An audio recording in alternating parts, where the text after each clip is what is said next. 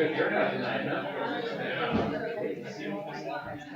Steve sent everybody that we have your email for. He sent a handout, and if you run that off, that's great. But if you're new and you didn't have a chance to get one or whatever, Zoltan has some spare handouts here. So anybody need the handout for what Steve's going to be covering tonight? We'd like to just keep your hand up, please, for just a second.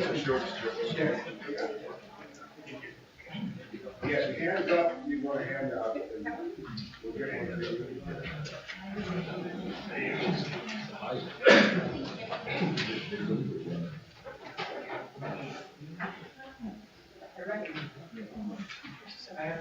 Well, welcome.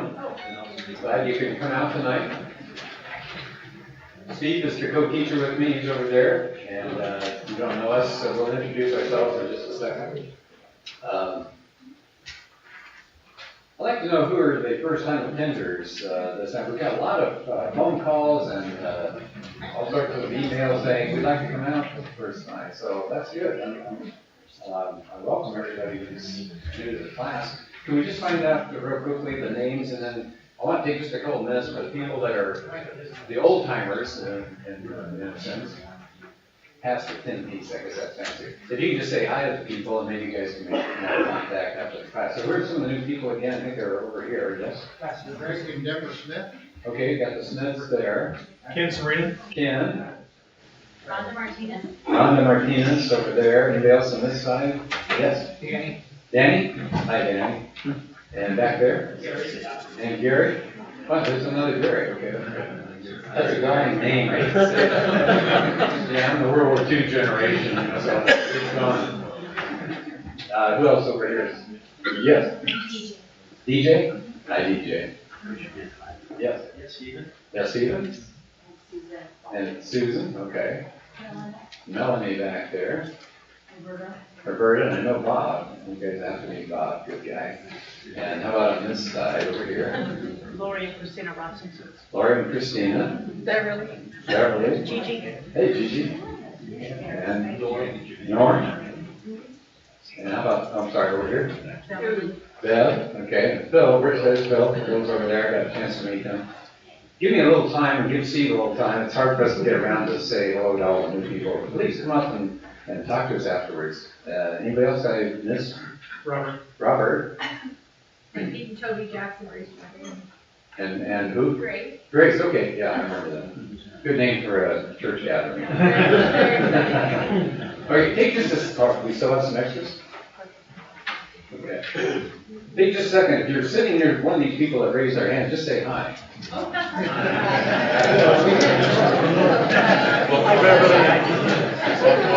Chris. How you doing? Good. Great. How about you?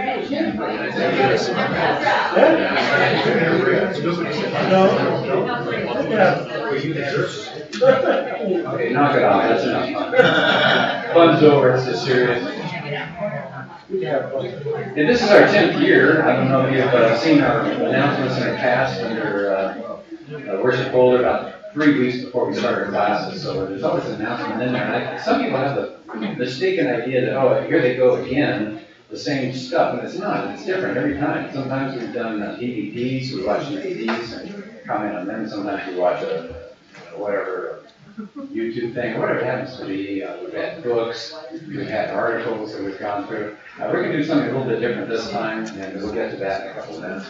But it's our 10th year, so if you're here for the first time as an attendee of the class, hey, come back in the fall. We'll be doing other things, all sorts of stuff. So I'd love to have you here in the future. This one will be 12 weeks. We're going to run it to mid-April or so, and then we take a break for the summer, and Steve and I are going to kind of cook up something different for the summer. We'll get back to you later about that, and then we'll do the fall again for another 12 weeks.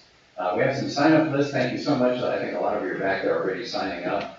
We have not only just the name, email, sign-up, but if anybody would like to do one-time snacks, that would be great. Tonight it was, where did she go? Okay, Peggy's back there. Thank you, Peggy, for the snacks tonight. Appreciate it. She does good cookies. And if we have this many people, we might want to do like 2 or 3 people poll each time to bring snacks. Oh, okay. Instead of, Yeah. Okay. Make sure you have a membership at Costco because that's a cheaper way to go. Two people that I want to introduce too before we get moving here tonight. One is sitting in the back there doing a great job with all our technology, so thank you to Alan. He's there every chance he can be to help us out with this stuff. And then Sharon back there helps out every week just to keep this whole thing running. Yeah, we just stand up here. I mean, she's the one that keeps everything smoothly functioning, so I appreciate her for that and a lot of other things. If you'd like some additional information, obviously, a 12-week session, we can't cover everything in apologetics. I mean, we just scratched the surface. Apologetics is a lifelong pursuit. So that's the good news. If you like some of the things we're doing here, there are a lot of places that you can go for extra information. So one thing that we started last semester at the classes was a Facebook page that we would record the evening presentation and then play it back later and people can go there. So some Thursday you can't make it, you'll see it, you'll be able to see it. You go to Facebook and go to EFCC Apologetics and join the fun there, and people post all sorts of things that are apologetics oriented. The website, maybe a lot of you have already gone there, but the church is so supportive. I always like to give a big thanks to Emmanual because we submit audio files, we submit video files, and they post them. They just say, fine, love it. And they never say, what, no? So they've been really supportive for over 10 years. So we just love the people here at the church. I don't know if you heard 2 Sundays ago, Dennis mentioned the apologetics class. And I've got a quote from him I'm going to put on board in a couple minutes. So thank you to Emmanual for what they do. So you can go to our website here, the church website, and there's some information about apologetics. There's a 2-page resource list, so we don't overwhelm you, but if you want it, let me know. And I'd be glad to send that out. I might just send it out to everybody anyway. Then you can, if you don't want it. It's things like Christian books and websites and magazines and all sorts of different topics that you might be interested in. And feel free to contact Steve or contact me. I send everybody a link to Steve's website and my website. So I hope you take advantage of that as well. His is Biblical Worldview Academy and mine's Apologetics for Life. As far as class format, again, we have a lot of new people here, so bear with me if I go through it. If you say I've already been here and know what's going on. But we'll start at 7. We'll do a little sharper than tonight. Tonight we got a little sloppy because there are a lot of people and we're still setting up chairs. So we'll try to start right at 7. We don't care if you come in late, no problem. We go over there, we got snacks. Feel free to get up any time, by the way. You don't have to sit here and get your back out of shape or something. So get up if you need to walk around or go get a snack while we're talking about it. But we're going to try something a little bit different this time. Steve and I are going to split each evening. And so one person's going to do whatever. It might be an announcement. It might be some introductory remarks of some kind. Remember last semester I asked you to be talking to people who might be skeptics or a little questioning about Christianity and find out from them what some of their major concerns were. And so several of you emailed me and I did my own. And so I might do that if it's my turn to be the intro person like I am tonight. And I might start doing that, bringing an issue that somebody's had a problem with and said, gee, I'd be a Christian except, or I don't understand why you guys believe X, or whatever it is. So maybe we get to that. If you find some of those things, keep sending them to me. We can add to them. So that would be the first, say, 15, 20, 25 minutes. Kind of depends on how everybody likes what we're doing. And then we'll have the main presentation tonight. It'll be Steve doing it the second half for somewhere around 30 to 45 minutes. So what we're trying to do, and here's the different part, we're going to try to save the last 15 minutes. And I mentioned this on the email, to let you ask any kind of question, not just what we covered that night, because sometimes during the week you bump into something that's interesting to you or concerning to you or whatever it is. It might be apologetics in nature. Maybe it's a movie that's on. Maybe it's a website you went to. Maybe it's a friend. Maybe it's a coworker. They throw something at you and you said, I'll get back to you, which is okay. It's a good answer. You don't have to fake it. But come, let's talk about this thing. So Steve and I will just try to wing it and see how it goes and see what questions you bring up. They should be apologetic in nature as opposed to theological, and sometimes it's kind of a fine line, so we won't worry about it. But some issues are more pastoral kinds of things or theological in nature, and we're looking for more of the apologetics, which we'll get to in just a minute to talk about that. And then we will end promptly at 8:15. We don't want to make somebody stick around too long, and you're welcome to go if you need to go. And if you need to go early, that's okay. No problem. We want to be real flexible. But at 8:15 we'll knock off, and you're free to stick around. So probably we'll have some snacks and things over there. So be comfortable, but if you have to go, we certainly understand. I just want to mention something, and then this is the advertisement for the evening. Steve and I are part of this thing called San Diego County Apologetics Network, and we've set up something for people who say, gee, I'd like a real foundation of apologetics, and you guys on your Thursday nights, you cover some of those things, but you can't do all of it in one evening or 12 weeks even. So we have a course that we put together. It's basic apologetics. And if you go through it, and I won't just come to tell you all about it, but if you go through the program, you can either watch videos or you can read articles dealing with the existence of God, dealing with Jehovah's Witnesses, dealing with can you trust the Bible, I mean, all these major foundational issues of apologetics. You go through it, you get this really cool looking certificate. And so anyway, that's the ad. Okay, ad's over. So I'm going to spend maybe 10-15 minutes at the most. I want to talk about apologetics because we have some new people here. And there's a lot of misunderstanding, probably because of that term, apologetics, kind of throws people. And so if you say, well, look, apologetics is involved in making an argument for the truth of Christianity, the first thing that comes into everybody's mind is, oh, I don't like arguing. Because you get people like this, and you get the mouth open, and you get the veins starting to throb here, and you get the finger pointing in the chest, and you get the spit flying, and that's not what we're talking about. So if we talk about making an argument for the case of Christianity, for the truth of Christianity, don't think of it in this terms. I don't want you walking out of here saying, I want to go do that. I got to get somebody and confront them and end up pounding them on the ground. And that's not what we're about at all. What is apologetic? What is it all about? It's just simply a logical presentation to present your point. And you could actually do apologetics in a whole lot of different fields, couldn't you? But we're talking about Christian apologetics. So you're coming up with logical, not emotional necessarily, but logical reasons for the truth of Christianity. You're just making a case. Christianity is true because. Jesus really lived because. I think we can trust the Gospels because. So we're just making a logical case. All right, so apologetics is a Greek term that's used to make a defense or make a case for something.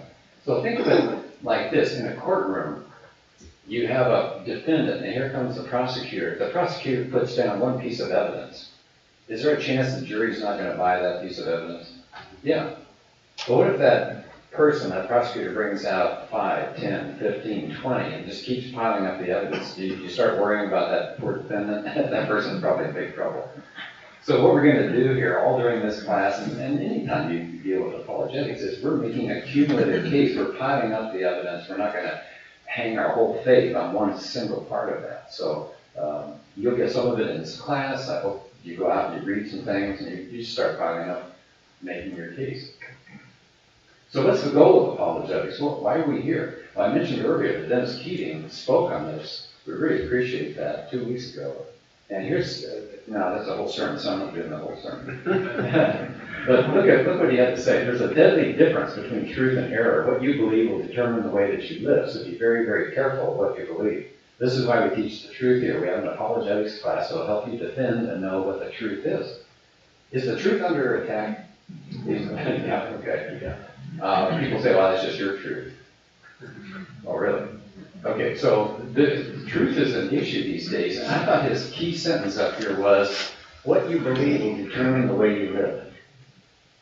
Okay, so for example, suicide, I think, from statistics I saw, the second leading cause of death for young people. Suicide.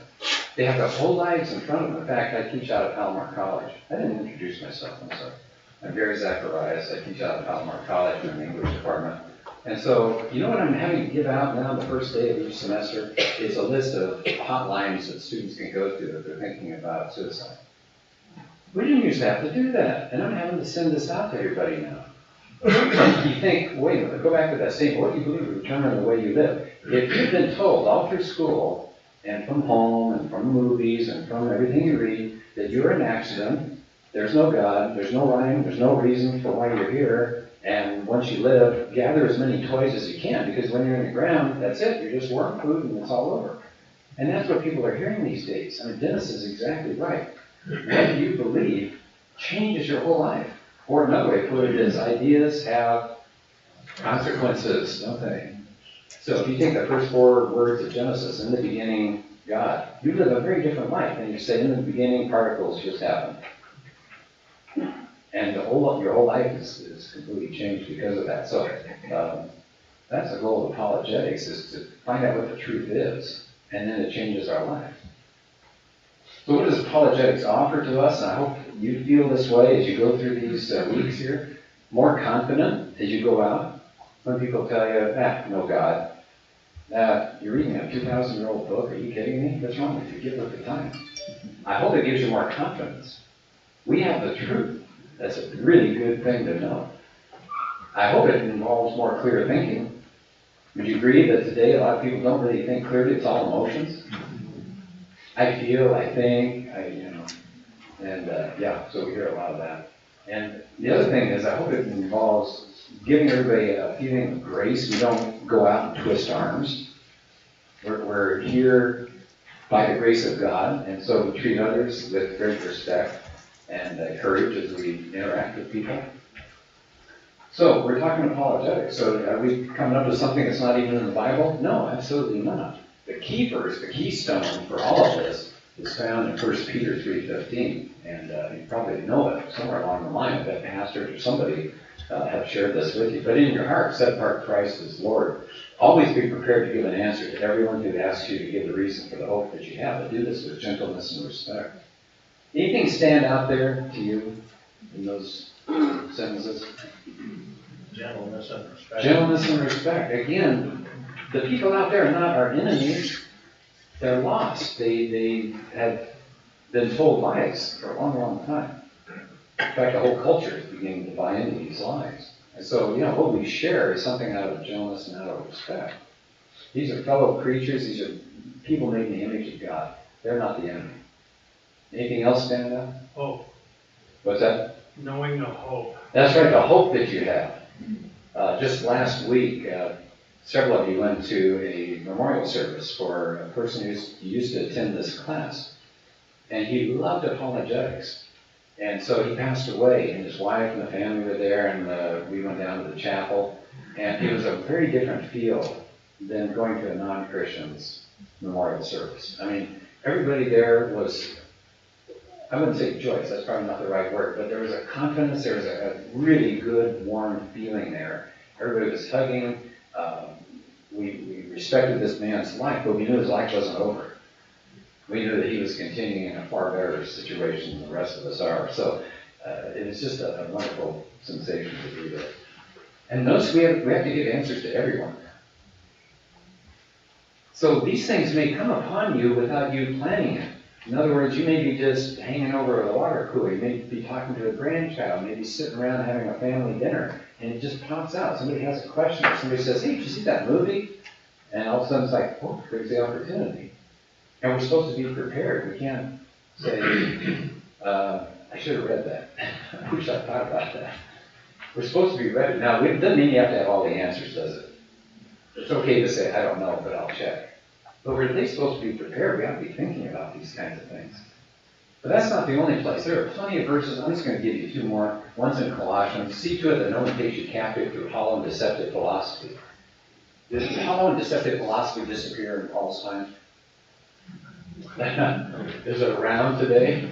Yeah. Has it changed much? No, not really.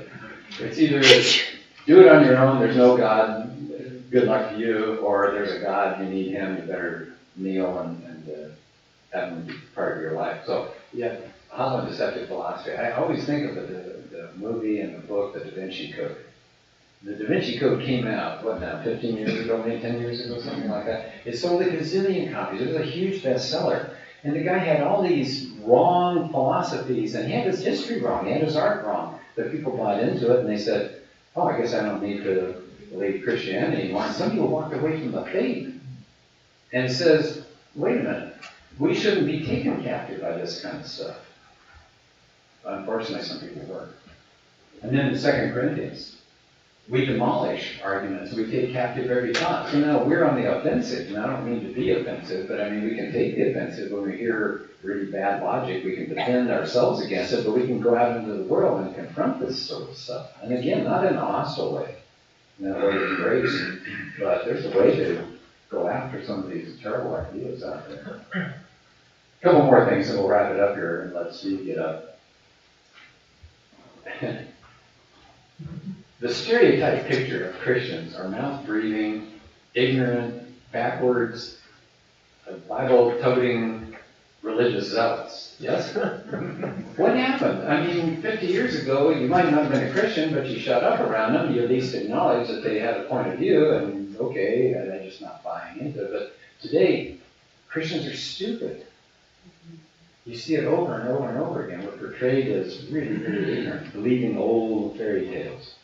And so, I remember when one of the movies, way back, it was called The Last Temptation of Christ. Was that the time? The Last Temptation of Christ. Christians didn't argue it logically. They got upset and they went out and they picketed the studios. Well, that kind of made us look stupid, I think, to say, yeah, I'm offended. I'll go out and protest. But when the Da Vinci Code came out, people started putting out really good quality books refuting everything that was in the Da Vinci Code. That was a far better reaction. Christians can think. We've had 2,000 years of good thinkers. And so this is a golden age for apologetics. If you're interested in finding out what's out there, let Steve and me know, because the field is just full of good things that we can actually think. And we found out it's for everybody. We're all supposed to be apologists. Somebody said we are, but some of us are just doing a bad job of it. we go out, and the rest of the week, we are apologists. People look at us and they say, so you're a Christian, huh? There's a guy we love to death, Steve, and several of us in there, J. Warner Wallace. Okay, he is an ex-cop, homicide detective. And he said he grew up an angry atheist. His dad said, I'm an atheist, but you're an angry atheist. So he said he remembers being on the force there and sitting around with these guys he knew were Christians. So he'd ask them questions. He said they never had any answers. And he thought, well, there's nothing to that, I guess.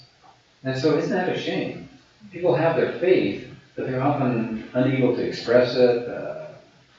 They don't realize, a friend of yours may be asking you for these things. We're all supposed to be out there capable of dealing with people who don't agree with us. But we don't want to push it too far, do we? It's not apologetics that's going to save us. Where am I going with that? Who does the saving?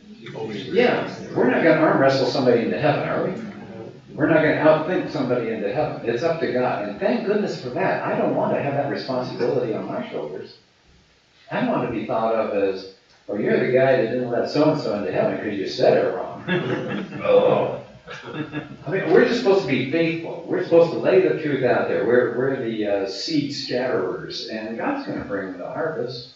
So that's the good news. So don't feel bad. You went out and you said, oh, I talked to this person, but I didn't say it right. I think I screwed it up. I wish I'd said it differently. Well, I feel the same way. So we all don't do as well as we would like to do. But we're just faithful. Sometimes the things that we think came out kind of jumbled really hit somebody's heart, and they think about it. And we may not even see the fruit of that. Maybe it'll be somebody else years later that actually bring them to Christ. Here's another piece of good news. We've got these people that have opinions out there. The catch is they don't often know why they have the opinions. Does that make sense? Even people with degree after degree following their name, they often know that area, but they don't know Christianity. They don't know religious things. I don't mean to pick on Howard Dean, but years ago there was a guy named Howard Dean. He's running for president of the United States. He looked like he was going to do pretty well in the primaries. He's on a plane one day, and the reporters asked him a question here and a question there, and pretty soon he got onto religious things.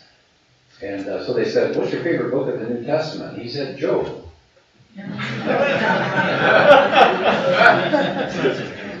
Okay. So here's a guy, he's a surgeon or something? When he was in the medical field. Governor of New Hampshire? Yeah, he was a governor. So it's not a dumb guy, but the point is, again, I'm not just picking on him, but people will just throw these things at you about religious things, don't back off and say, well, I guess they know more than I do. Often they don't. So people are spiritually illiterate and certainly biblically illiterate. Oh man, in my classes, if I bring up some topic that's from the Bible, I have to say, okay, here's who it was. I have to tell them stories. So, conclusion. The results are not up to us. That's good. We get better through practice. Steve has always got some great stories about when he has a heart for dealing with people of different religious backgrounds. So he would deal with Mormons or Jehovah's Witnesses, and he can tell you the story someday, but he just struck out big time. And stubbed his toe off in dealing with them, but he got better because he would take notes and say, what did they ask me? And he'd find the answer. So we get better through practice. We won't know it all. We'll just take some time. Be sure you have some resources, something that sits on your bookshelf or something that's bookmarked on the computer that you can go to. There are amazing resources available for us today. And Steve's going to cover some really good tactics. So I'm so glad he's decided to do this the first part of our class because, again, we have a lot of new people here. And they may say, well, how do I get started in this? Do I have to go up to somebody and just hammer them with data, all those books that I've read and I haven't read those books? No. Steve's going to show you some real simple tactics that you can work with. And if you want more information, again, feel free to go to our Apologetics class. So let me do that. That's a long intro. Let me pray for us, and Steve's going to have the main lesson here, and save a few minutes, I hope, to maybe have a Q&A, so if something comes to mind, just hang on to it. Father, I thank you for the people that have come out tonight, and there's obviously a need and an interest, and so we pray that even though it's just 12 weeks, that we can at least get started on this and get people interested in the whole area of apologetics and to see how rich it is, and to know the truth is on our side, and to be comfortable as Christians and confident. And I pray you bless Steve now as he presents some of the information about good tactics to use. And pray this in your son's name. Amen.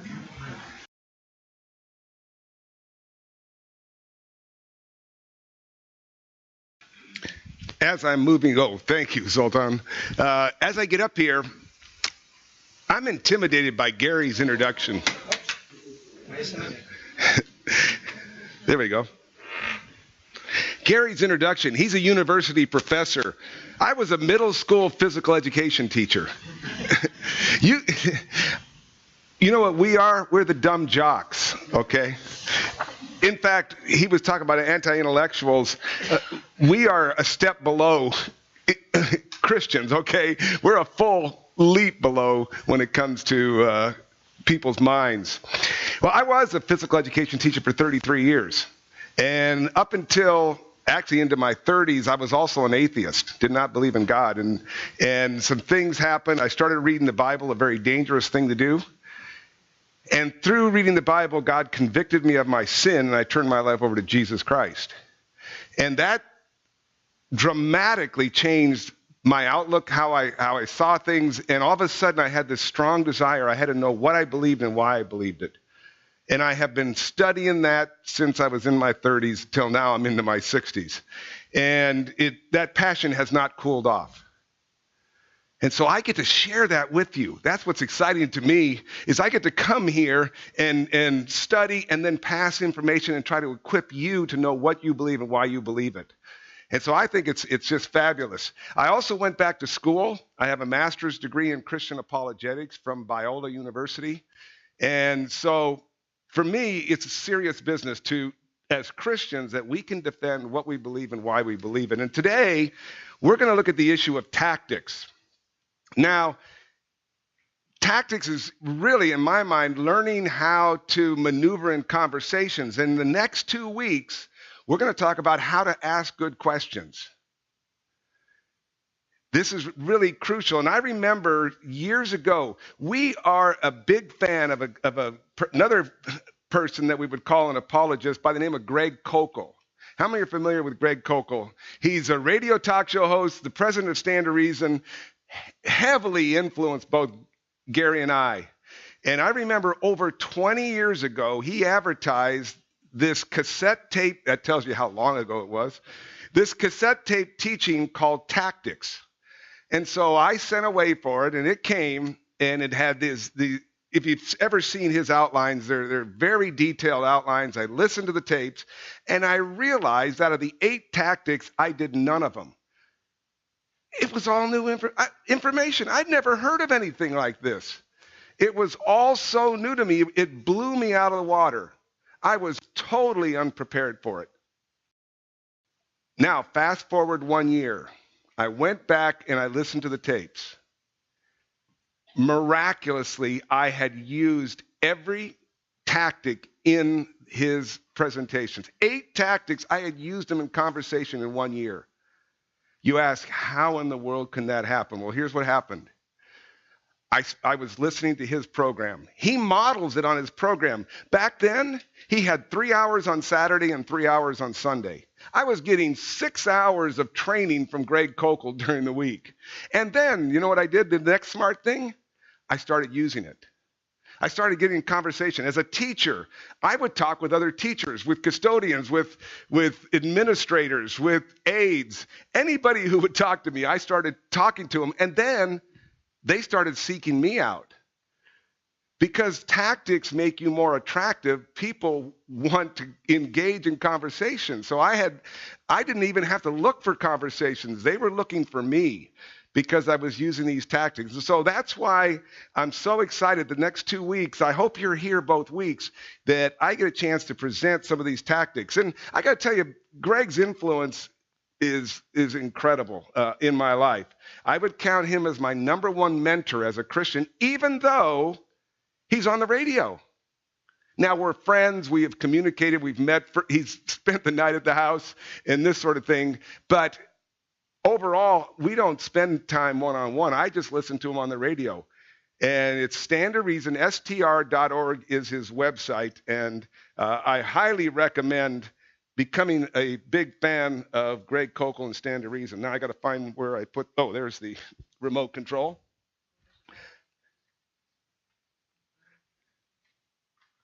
That's okay, it's not this battery. Oh, what happened here?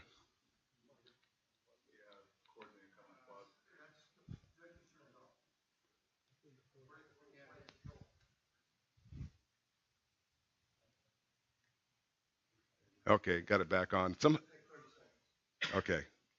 Anyway, I'm going to quote from the passage. You're familiar with this passage. Jesus said this in Matthew 10:16.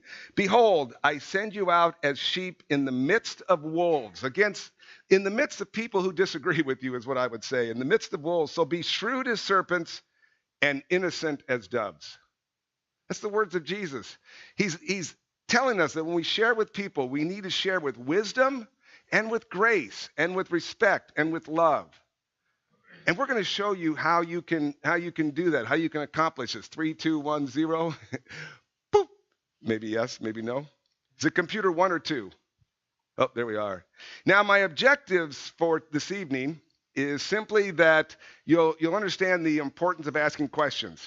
I tell people, and incidentally, the Peggy that was mentioned as did the desserts. That's my wife, Peggy, sitting right over here. And you probably are thinking to yourself, with those fabulous desserts, why aren't you 300 pounds? She doesn't make those for me. She makes those for everybody else. Nathan here is laughing because he comes over to my house. I have Mormons that come to my house every other week, and Nathan is at my house every other week, and they get the cookies, not me, okay? And he'll verify that, am I right? Yeah, okay. And then the other thing is we're going to learn the first question in what we call the Columbo technique, and I'll be explaining that in just a second. In fact, I'm going to do it right now. This is what we're going to teach you tonight is the beginnings of the Columbo technique. How many know who Columbo is? This usually goes by your age. If you're our generation, you know who Lieutenant Columbo is. This is a picture of Lieutenant Columbo. Recognize him? He's the guy with the crumply jacket and the cigar and the messed up hair, drives a crummy car. What car does he drive? You car people. A Volvo? Is that what he drives? I don't know. I'm not a car person, but it distinguished him. And he would start asking questions. You know, you saw the crime at the beginning of the program, and then he was this bumbling questioner, and he totally relaxes the criminal. He starts asking the criminal, you know it's the guy who did it, and he's going to unwind this whole mystery, and he does it through questions. And he says, I just have a question. Let me. I hope it doesn't bother you that I ask you this question. And then he'll ask it and say, and he goes, oh, thank you. I got one more. And he's always got that cigar, and he's always bumbly, and the killer is just laughing to himself, saying, this guy's an idiot, but he's not an idiot. He's anything but an idiot. He's brilliant. And questions can do that. Questions can make you do that sort of thing. Just one more thing I got. I love this. In fact, I went back and bought the DVDs of the whole program. So every once in a while, if I need some inspiration of the true Columbo, I put that on. All right, now, of the tactics he has in his book, this is the book of tactics. If you have never read this, I can't recommend it any higher. How many have read this? Let's see, most of them are the veterans in here have read Tactics. It's a fabulous book. Simple name, Tactics by Greg Koukl.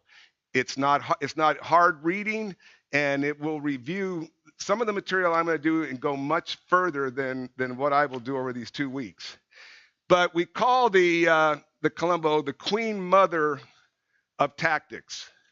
And what we mean by that is that it's used the most. And you're going to see why. It's of all the tactics that he has in his book, this is the one that's used the most. It's simple. You're going to leave here and be able to do this. It's starting to sound like Dennis, You're going to get this. I love when Dennis does that, And that's what I'm going to do. And questions put you in the driver's seat. Do you know that the person who asks the question controls the conversation?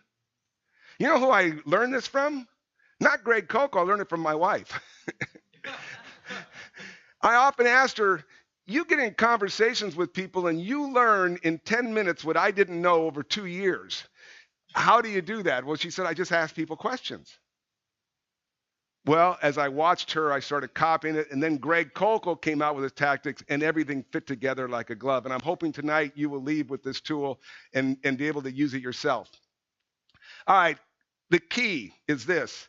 When you're talking with somebody, if you run into a roadblock, you don't know where to go, ask a question. I was doing that today. I'm part of this Thursday secular group. It's an international group. They say they're a nonpartisan group. And you have no idea what an open door it is to get into conversations there. And I just ask questions. I just introduce myself, and then I just start asking questions and get into today I got into just some incredibly fascinating conversations with an author. And now he wants to email me. He gave me his phone number, but he believes that God is all and all is God. And it's different from Christianity. And so I'm looking forward to interacting with this gentleman. But it starts with questions. Unassuming. I'm Columbo. I sometimes look ruffled just like Columbo does at times, especially when I wake up. There's many advantages to this, and we'll be talking about them tonight. The advantages of using questions. And you're not preaching to people. Those of you in the workplace that you fear being the type person that is going to preach to people and people are going to be offended by you, you're engaging in conversation. You're letting them talk. I said, Peggy, why is this so effective? And she said, it's because people like to talk about themselves. Right. And it's true. She can get in an hour conversation and never say one word about herself. Well, that's the same thing we can do. We don't have to defend anything if we're the one controlling the conversation through questions. Now, there are 3 parts of these questions. We're only going to look at part 1 today. The first question is to gain information. The second question is to reverse what we call the burden of proof. That's next week. Number 2 and 3 we'll talk about next week. And then number 3 is simply to find flaws in their thinking and what they said, which means you have to be a good listener. And I've developed the skill of listening, not thinking ahead what I have to do to try to trap them, but I am listening to their words. What are they saying? And are there any flaws in what they're saying? And this is a vital skill in part 3. Okay? Now here's what the first question is. What do you mean by that? Say that with me. What do you mean by that? Anybody have a difficulty with that one? I'm not going too high here. All right. What do you mean by that? I can't tell you how many times I used that today at that meeting. Okay. And it's a powerful tool. One of the reasons it's powerful is because it makes people be more precise. They may be vague in what they say, and you're going to make them be more precise by asking them, what do you mean by that? Sometimes you need more information to carry the conversation on. If you want future conversations, what do you mean by that is going to be very helpful. Oh, gosh, and it's easy to use. People use it on me. I love it when people use it on me because now I'm seeing the Columbo tactic being forced back on me, and I love it. I love people to ask me, what do you mean by that? Because it immediately makes me think of Columbo when someone does that to me.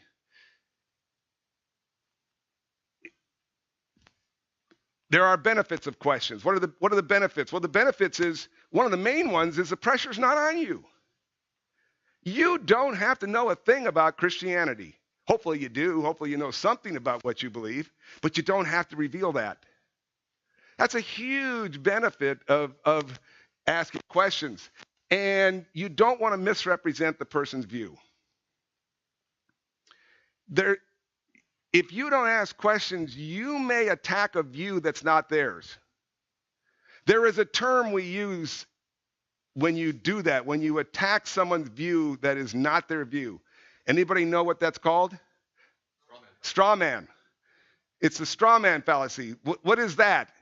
That is that let's say you erect this straw man, not their view. You're going to attack this view that's not theirs. That's called erecting a straw man. And a straw man, when you think of it, is really weak, that you can knock it down. So you give this tremendous refutation of their view, and it's not their view.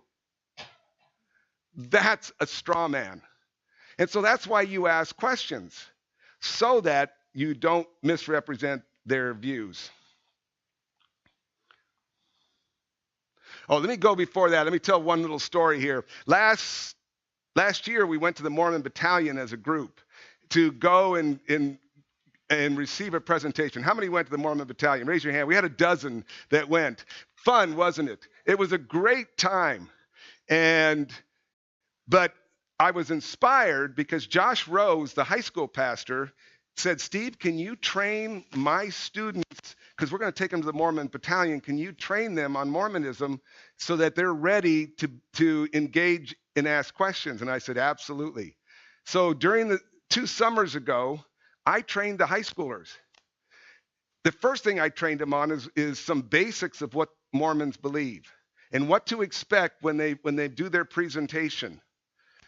And then the best thing I did was give them the what question. I said, ask what questions, because what you're going to find out about Mormonism is that they define certain words differently than we do. And I said, such as grace. I said, if they mention grace, you might want to ask, what do you mean by that? So the high schoolers are all there. We had a big room. We had 50 high schoolers. That was fabulous. 50 high schoolers are being presented Mormonism. There were 2 young, pretty girls that are presenting there, and then there were the 2 adults that were there, and they made their presentations, and they say, do you have any questions? And so there were questions here and there, and all of a sudden, I'm in the back, okay, and all of a sudden a young man says, sir, you said the word grace. When you said grace, what did you mean by that? Inside I'm screaming. I wanted to jump up and down. What did the guy do? He starts explaining grace, and then he says this. Understand that, he tells our kids, understand this, that Jesus is not enough. You have to do more than just accept Jesus. Oh, man. The afternoon was mine. So I said, oh, man, we're going to hit this. That's a home run for me, because he just explained, because the truth is Jesus is enough. That was Dennis had a whole sermon series that Jesus is enough. And here this guy said he's not enough. And it was because a student learned in the morning and then went right out and put it into practice. And that's what I'm hoping you will do, is do something like that, is put what you're learning here in practice. All right. Oh, I'm going the wrong way with this. What is it going? Okay. All right. Let's do a practice one, and then I'm going to let you do it and maybe share with somebody close to you, see how well you do on this. Somebody comes up to you and says, there is no God. Give me a what question you could ask. Okay. How would you phrase it? Okay. When you say God, see, you can paraphrase what they said. When you say God, what do you mean by that? If they say that God is some guy with a beard and sits up in heaven and has a big stick or something to beat people with, well, that's not the God we believe in. And I would argue against that God anyway. So what do you mean by that? Gives you a chance to hear their response. It also can kill time to let you think about your answer. I'll ask questions because I have no clue on how I'm going to answer it. So I ask the question to delay, give me more time. I may know exactly what they mean, but I'm not going to show my hand.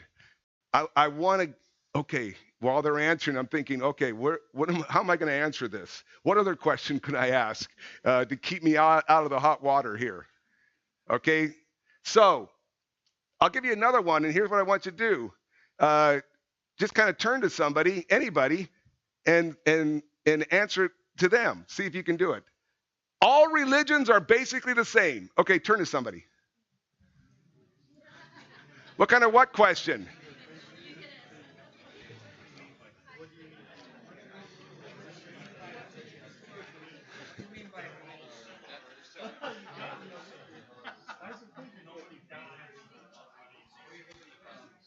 Okay, finish your last thought. All right. Give me a sample of what a what question was. Quickly, one person. How'd you phrase it? Phrase it again. What do you go?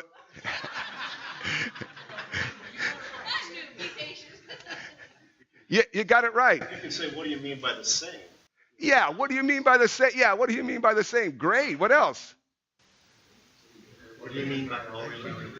What do you mean by all religions? Have you studied all religions? You just think the first things that come to your mind.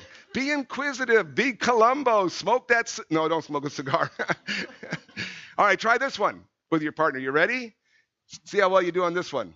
You shouldn't force your views on me. Go. Why not? Shh.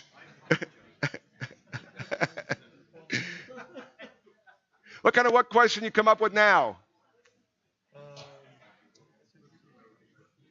Somebody. Okay, what views are you talking about? What views am I forcing? Good.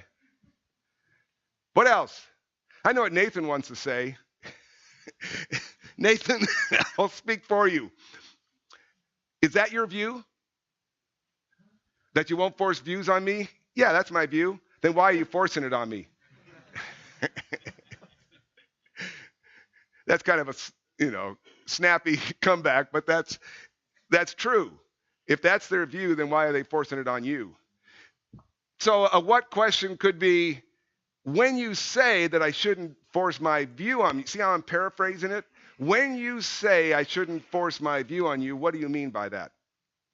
If you can't think of one up, just paraphrase it and then finish with what do you mean by that? All right, let's try this one. The Bible has been changed over the years. Go. Turn to somebody.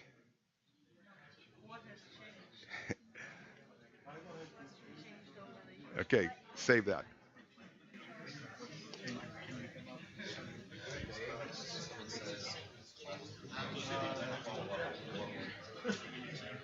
What do you mean by what has been changed? Okay, finish your last thought. Let's find out how he did. You got one for me? Have you got evidence? Oh, Okay, so you're asking, what evidence do you have? Okay, you're kind of jumping a little bit into two, but that's okay. I jump into two quickly too, because sometimes I don't want to ask the what. I just go right to the heart of it. What did you have for me? What in the Bible has changed over the years? There you go. What has changed? That's the same thing. That's the same thing you were saying. What is your evidence? She's just saying what has been changed. Great questions. This is you got to understand. Here's the typical response. You know why? They're not used to us putting it back in their court. We usually take the burden of proof. We're the ones who stand there and say, well, I didn't know there was changes, and we're going, They're the ones who make the claim. If they make the claim, make them answer for it. And when you do, they stand there and they stare at you. Because nobody's done that to them. And they don't know what to do. You will be pleasantly surprised when you start asking questions. That's what I'm going to tell you. Here's a favorite one. The Bible is full of contradictions. Go, talk to somebody.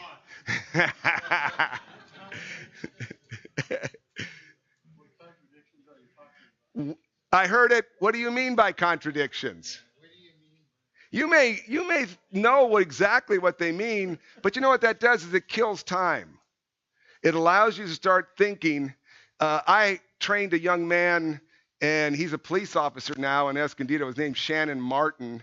And Shannon used to come to my house as part of the college group and trained him on things like this. And he was at Cal State San Marcos, a very left-leaning college. And they brought an actor in, and the actor was going through some things. And for whatever reason, the actor said, everybody knows the Bible is full of contradictions.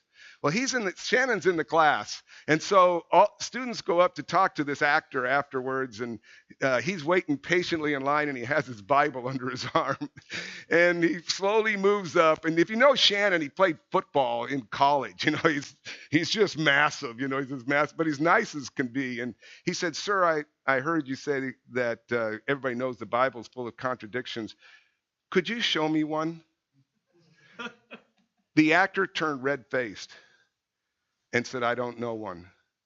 And he looked at Shannon and said, I probably shouldn't have said that, and I'm not ever going to say that again.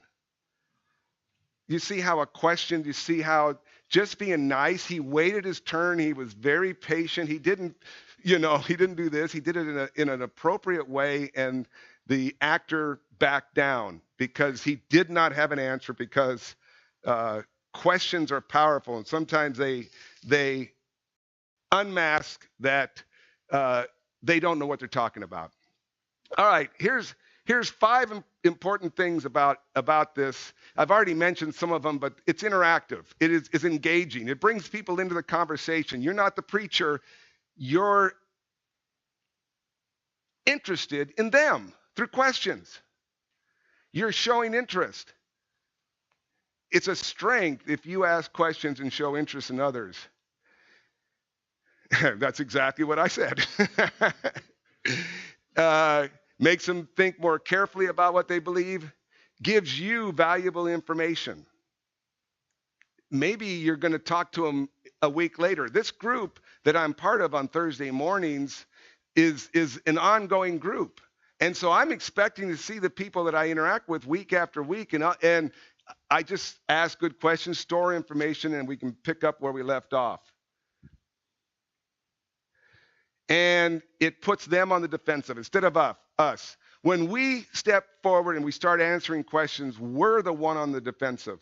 It's about time we put them on the defensive. Let them share the burden of proof. And that's what our topic is for next week. And don't underestimate the power of questions. They are powerful. They're the best tool you have. You can ask questions all day long. You know, Jesus was great at asking questions. If you read the Gospels, he asked questions all the time. And this was one example. He's going to ask a what question, but he's going to put it as a who. What questions are for concepts and things. Who questions are when you talk about somebody. And so Jesus is talking to Peter, and he says, but who do you say that I am? See, he's using that what question. He's using the Columbo question, but it's more appropriate when you're talking to a person, you use the who. Who do you say I am? And Simon Peter answered, you are the Christ, the Son of the living God. And Jesus said to him, blessed are you, Simon Bar-Jonah, because flesh and blood did not reveal this to you, but my Father who is in heaven. He was gathering information. That's what the first question does. It is an information gathering device. Jesus used it. We should use it. Right? Isn't Jesus the one we should be modeling ourselves after? And if it's good enough for Jesus, it's good enough for us, I think. Well, let's look at what we talked about before. I'm going to bring Gary back up because we're going to leave the last few minutes for questions. But first off, what do you mean by that? Gets clarification. You make sure that you represent their views properly. It makes them think. You'll be pleasantly surprised or unpleasantly surprised. They repeat slogans. They have all these slogans and they don't know how to back them up. And when you ask them, you put it back in their court, they're gonna look at you like you're from Mars because nobody ever puts it back in their court and they don't know what to do. And it helps you control. The person who asks the question controls the conversation. All right, next week, I want you to use what do you mean by that all week. If you're married, you and your spouse can have fun with it. Keep asking, what do you mean by that? I'm cooking dinner. When you say dinner, what do you mean by that? I'm going to go wash the car. What? You said wash the car. What exactly do you mean by that? Okay? Have fun with it. Use it all week, and I'll check back on how you did. The next session, we're going to teach you how to reverse the burden of proof. And I recommend this book. Get this book and read it. It's a valuable resource, and you can't have this one. It has his autograph on it, so that's my copy. All right, now, as Gary comes up here, what we're going to do is we're going to answer questions, but these questions don't have to relate to what I talked about. As Gary said, they can be questions from out of the blue. Gary and I like to try to answer these things. And we find this fun, but we can even get stumped. We're not Greg Kokel, I got to tell you that. And are we going to use that one for them? And then you can use that one down there. And this, Sharon, you want to be the Vanna White? And stand up, Sharon will hand you the mic. And this way, there's two purposes for using the mic. One, not everybody has great hearing. Amen? There's a lot of people nodding their heads. What? Yeah. And second, we're recording this, and we're going to post this on EFCC Apologetics. And so if you want to go back and look at any of it, you are welcome to do that. So each week, and if you miss a week, that week will be up.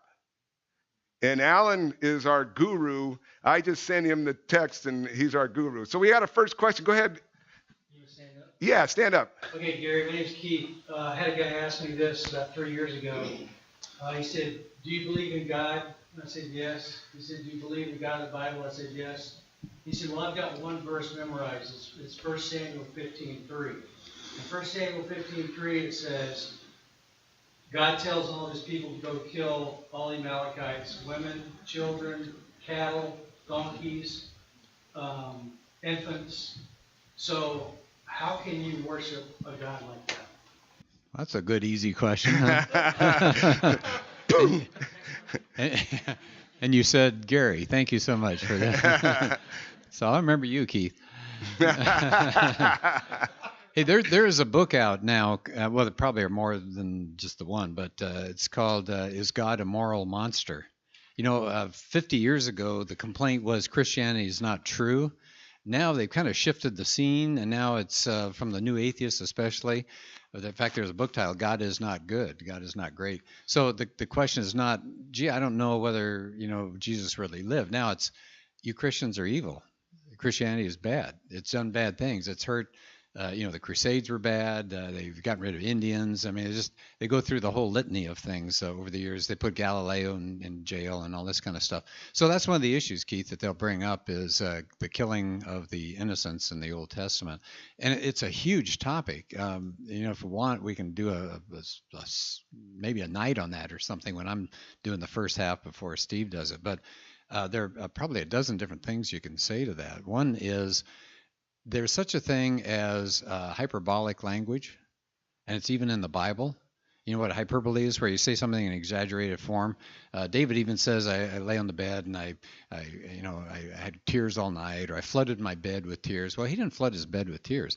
In Genesis, it says, all the world came to Egypt to get grain. Well, all the world did not come. So the Bible has these things. It's not a misstatement. It's just the way people talk. You see it a lot in Psalms, but other places as well. Poetry uses it a lot. It's called hyperbole. A lot of people think that this is hyperbolic language that's used there about, well, we went out and we, just like we do with football, we killed the other team. We just stomped them. No, you didn't really stomp them, but you won. So that's one thing, is that it may be hyperbolic language when they say they went out and did all this kind of stuff. That's one response. Second response is, who's the one that created life and gave life to these people? God. God's the only one. If he wants to, he can take that life back. Plus, that life is not going to end there anyway. And they will go on, in a future existence with souls. Tracy, you were going to say something as well. I was in a similar online conversation very recently on a similar topic, and a couple things brought up, as Gary said, with respect to hyperbole. Number one, the Amalekites, for some reason, keep popping up in subsequent chapters and books, so they weren't all wiped out. So, and God said, kill every last man, woman, child. That's not what actually happened. The idea was to drive them out from the land, or to drive them away. The other aspect of that, there is an unspoken assumption. Why would God do something like that? For no good reason. That is the assumption that they are working under without saying so. What if there was a good reason? We read in history, a lot of these civilizations were horrifically cruel in warfare. Some would sacrifice their children to their pagan gods. Have you ever heard any of these folks criticize the U.S. for waterboarding folks in Guantanamo Bay? People are criticizing our government for doing something like waterboarding, and yet these folks, the Amalekites, Hittites, etc., were doing far, far worse. And God comes and judges them for these horrific actions, and then these folks judge God. That's not very nice of you. Well, what does that make us? If we fail to criticize or judge these horrific actions that have been performed by these people of antiquity. Let me add something else I was thinking of too, is that God judged his own people the same way. I mean, it was no such thing as genocide. It was not racial hatred. It was sin. And so Jews got themselves in hot water time and time and time again. So they were judged as well. Shoot, and there's another point I was going to make and I lost it. Steve, you want to add anything? Well, no, I don't want to add because I want to move on. Okay. To another question. Another question. My name's Caesar. Hey, Caesar. Anyways, my question was, it seems a lot like a debate class, even if I seem ignorant, but are we trying to debate people into Christianity? It kind of seems like we're being trained to be lawyers or salesmen for Christianity. That's a great question. I'll take it on because it pertains to what I was talking about. And we are called to be ambassadors for Christ. And Jesus said, "You are my witnesses." And he said that we are to baptize in the name of the Father and the Son and the Holy Spirit. Oh, actually, before that, go and make disciples. Part of going and making disciples is to go out and share. So every person in this room that says that Jesus Christ is their Savior is on assignment to be an ambassador. So we're trying to teach ambassador skills. So an ambassador has knowledge, has wisdom, and character. I'll let Dennis do the character building. That's what sermons usually do. They're about living to be more like Jesus. But we want to learn how to approach people with wisdom. And are we selling Christianity? We want people to know Jesus Christ. Our job is to take the gospel to the world. That's what the Bible teaches. So how do you do that in a way that is as an ambassador would do, in a way that shows gentleness and respect? Now, some people have the philosophy that you go out there and you just throw the gospel at people. And that's it. You just tell them if they don't accept Jesus, you just move on. This is an apologetics class. There are times I talk to people, and when I talk to people, I watch them. In John 10, Jesus said, "My sheep hear my voice and they follow me." If somebody starts agreeing with me as I'm talking to them, I don't do any more apologetics. I don't do any more giving answers to people. I go right to the gospel and share how they can know Jesus Christ, that you are a sinner, that you are under judgment, you've lost relationship with God. Dennis does this sort of thing with his hands. I do that with my words, and I'm trying to help them come to know Jesus Christ.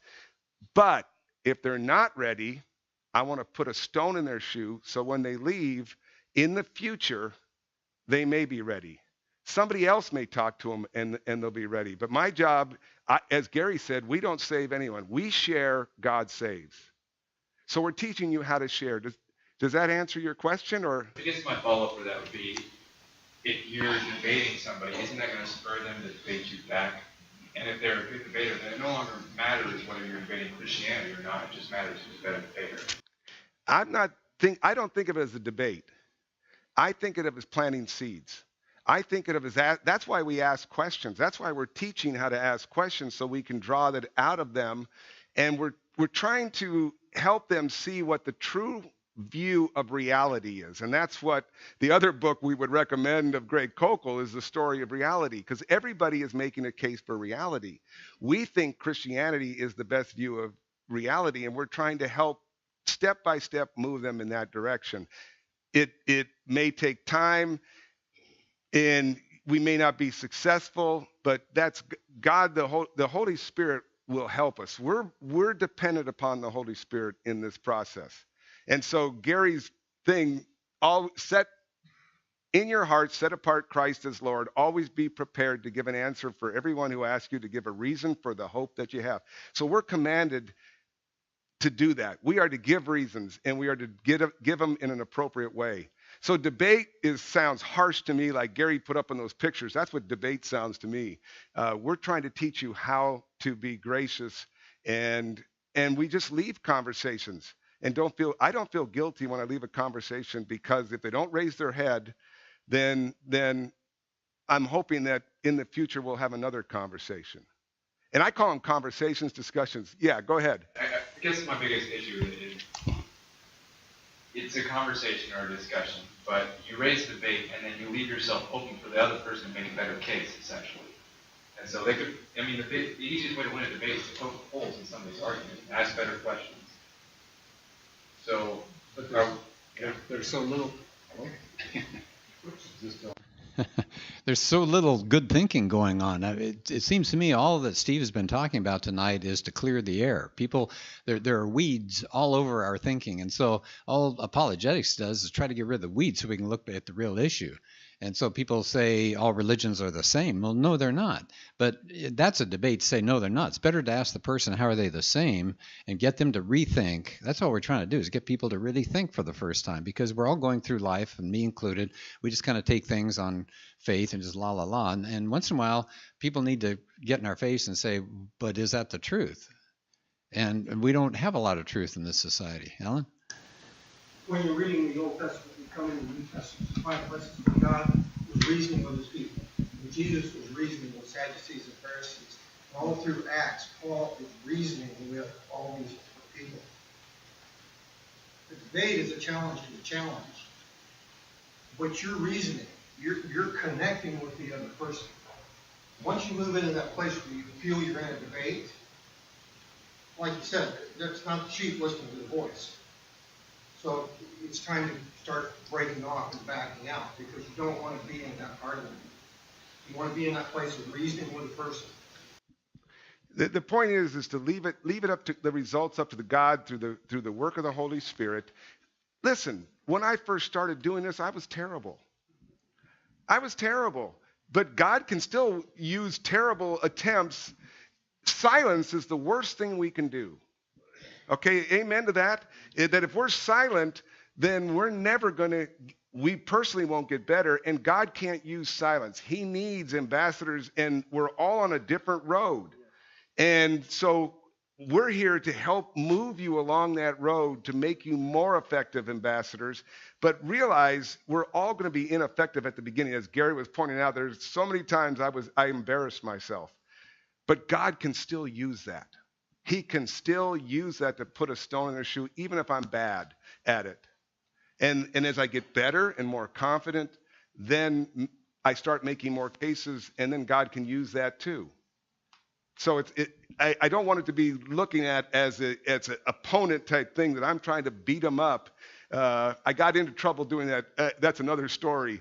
I'll talk about that later with Jehovah's Witnesses. But I don't want it to look like it's combative, is what the feeling I get. It's not combative. It is trying to present the best we can, and God can use even imperfect cases. You realize it does look combative because you're presenting a book with a chess piece on it. But the alternative is silence. The alternative is not to speak up at all. Not necessarily. I mean, I don't want to start a debate with you. Anyways, well, thank you for answering my question. We can talk more afterwards. Yeah, I was just going to say, Over Steve a and I cookie. we'll stick around, and it is 8:15. Bob, you have something fast? The thing within this discussion is your attitude has to be, I am doing this for the Lord, coupled with my love for you that I'm discussing this with. My love for you has to be a Christ-like love that I want to prevent you from spending eternity in hell. We forget that. Yeah. We forget the importance of what we're doing. First, we're commanded to do it, and then second of all, we really should be doing it bathed in love and prayer, obviously, for the other person. I'm here to help you, not to beat you. Yeah, that verse I had on the board says, first set apart Christ as Lord. I mean, if you take care of that, everything else is cream and cheese afterwards. Yeah. You said not to, if you don't know much, you can stand back and actually control the conversation, right? That's right, through questions. And it's really not about control. It's really about just sharing the gospel. It's knowing the hope. And knowing the hope in such a way that they can see it clear through your own eyes. And through your love, and through your communication, and your body language, and the list just goes on. And I totally agree that I am a relational apologist. I'm all about relationships, but I do get to the truth, and I turn up the heat, especially if I get to know you longer. I'm going to try to challenge you so that the Holy Spirit can use it, and then they'll say, well, what must I do to be saved? And I've had incidences where people almost said those words after I got to the point. That happened with Peter when he preached. They said, what must I do to be saved? And the same thing with Paul in his ministry. People were pushed to the point where they were open to the gospel. And that's what I look for. I look for people who are open. And as Bob said, it's out of a heart of reaching people for Jesus Christ, not out of a heart of winning arguments. Hey, it is 8:20, so we do want to knock off. We'll stick around, and I hope you guys stick around and talk to each other and get to know some of the people that haven't been in the class before. And so thank you all for coming out. Hope you come back. We'll be sending emails out during the week, so let's make sure we got your right email and phone numbers and things like that. Let me close in prayer real fast. Father, I thank you so much for the group that came out tonight, and I pray that you just bless people as they go about the rest of the week, and I hope there's some good things that they're thinking about and some good questions that they'll have for next week, and pray this in your son's name. Amen.